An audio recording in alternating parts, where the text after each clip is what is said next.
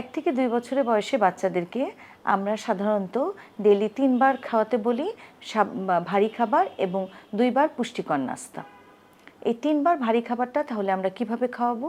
এই 3 বার ভারী খাবারের পরিমাণটা আমার হবে, আমার যে বাসায় যে 1 পোয়া বাটি বা 250 ml এর বাটি, এই বাটির 1 বাটি করে 3 বেলা 3 বার, এবং এই বাটির মধ্যে আমার থাকবে হচ্ছে আগের মতোই ভাত, তার সাথে আমার 3 ভাগে 2 ভাগ থাকবে ভাত, তার সাথে 1 টুকরা মাছ বা মাংস, তার সাথে একটু ঘন ডাল এবং সবজি।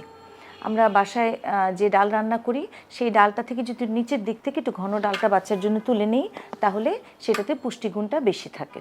তার সাথে আমরা বাসায় মাছ বা মাংস যা রান্না করা হয়েছে 1 টুকরা বা তার সাথে 2-1 টুকরা সবজি দিতে পারি। দিয়ে এটাকে আমরা ভালো করে একটু টুকরা টুকরা করে বাচ্চার হাতও সাবান দিয়ে ধুয়ে দিব, এবং বাচ্চাকেও খাওয়াতে উৎসাহিত করব, যাতে বাচ্চা নিজে হাত দিয়েও কিছুটা খেতে পারে, আর সাথে আপনিও তাকে কিছুটা খাইয়ে দিবেন।